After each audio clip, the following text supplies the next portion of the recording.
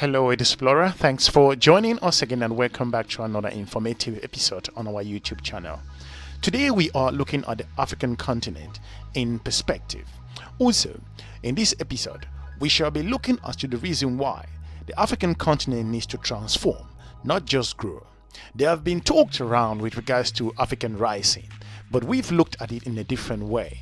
Also, by the end of the episode, we shall talk you through as the reason why a more better transformative approach will lead the continent to become more competitive in the world than just having that aspect of rising or growing. So without any more delay, we should just go straight into it. Looking at the African continent, for example, these are very promising times for the African continent. It has been enjoyable in terms of its growth and development. More stronger economies are emerging in the African continent. The continent's average growth last year was projected to be more than that of the Eurozone growth, and one of the world's fastest growing economies are from the sub-Saharan Africa. Of course, coronavirus has actually affected, so to point out, the emergence and the growth of most of these African economies. Growth this year is expected to average a minimal percentage based on the IMF projections, and similar annual growth rate will not be that increased looking at next year. There have been many promising developments in the recent years. For example, the oil discoveries, the privatization, reducing the role of states in different corporations, the burgeoning of foreign investment, to name just a few. Africa is rising, giving it a good chance of following into Asia's footsteps, which is what many people have talked about. Also, despite this recent development, nations of sub-Saharan Africa have been far less successful in raising per capita income, reducing poverty, and also transforming their economies in structural different ways. For example, take a few steps backward. Looking at a few years backward in terms of, for example, around 2010, the per capita income for most African or sub-Saharan African countries was just around 680 US dollars, just about the same as it was around the 1980s when Africa was still emerging. In contrast, when you put that into per capita incomes grew just almost 7 times comparable that to the East Asian countries, and around the same period. Just around a few years after that, half of the African continents live in poverty, compared to 25% in the rest of the world living in that particular threshold. In almost all African countries, the primary sector is either agriculture or minerals still dominate producing or production in those different African countries. Foreign trade mirrors production and structure. Exports are dominated by primary commodities, incorporating little applications of science and technology, while the bulk of manufacture and knowledge-based services are imported.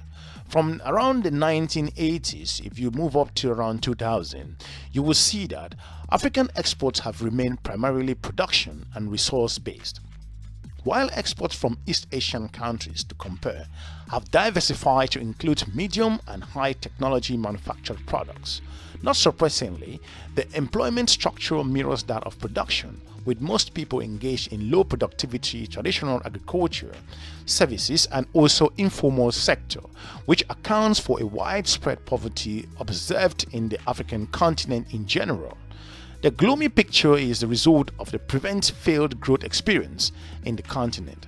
Africa experienced moderate growth for a few years to up to the 1970s. However, economic performance deteriorated rapidly just over 1980s. These were caused by the lots of instability in the continent for different reasons. Unlike many countries in other developing regions, which managed to restore growth the last decades around the 1980s, stagnation and decline continues to hit the sub-Saharan Africa during the first half of the 1990s due to a combination of adverse factors which we've mentioned that affected development. Structural and institutional bottlenecks and also policy mistakes affected the continent. The average annual per capita GDP growth for rate of sub-Saharan African countries during the last 30 years, so to point out, hasn't been in any threshold, with looking about 0.5%. Only Mauritius and Botswana achieve average growth rate at about 4% to about 4.5% if you compare that based on UN IMF statistics.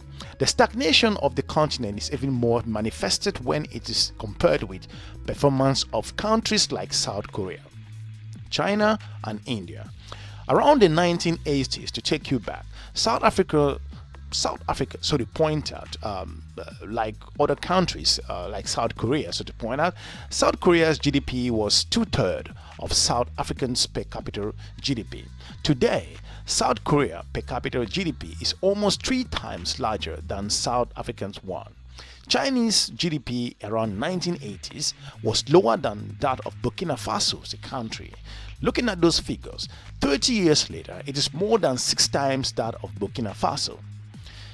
In despite different areas, the structural weakness, the continent is once again on an upward trajectory, which is good. While this is very much welcomed, there are a few questions that urgently needs to be answered. In the observation with regards to our assessment in the growth and signs of hardened progress and the rules of the commodity prices boom of the last couple of years, what if commodity prices slide? What if global markets continue to flag on the way we see today, as with coronavirus and those challenges most African countries are feeling the heat? Indeed, how can Africa sustain its growth and not repeat the mistakes of the past? Most people will look into this, and even analysts will say that the mistakes that the past that Africa has done is about to repeat itself. Most people will review that. We think that the need to transform, the continent needs to transform. This is because growth without structural transformation, such as growth induced by commodity prices increase, new discoveries of natural resources, or increase in foreign investment, is not sustainable. Only growth with economic transformation would continue to create enough productivity or productive jobs, impact the right of skills to modern economic improvement. People's living in better living conditions and standard of living could increase. The faster cohesive society to transform and develop. This means less reliance on primary commodities and more reliance on industry manufacturing and knowledge-based services. It also means that modernizing agriculture and upgrading skills and technology capacities to compete in global marketplace. Economic growth and structural transformation should thus be seen as mutual reinforcing processes that support a single coherent economic transformation in a continent. In this episode, we are pointing out that for Africa just to grow, it's fine, but if the continent does not transform in a whole lot of ways in different areas that we've pointed out, the continent has a lot to do, because if you compare that, just having natural resources alone is not going to solve the problem of services.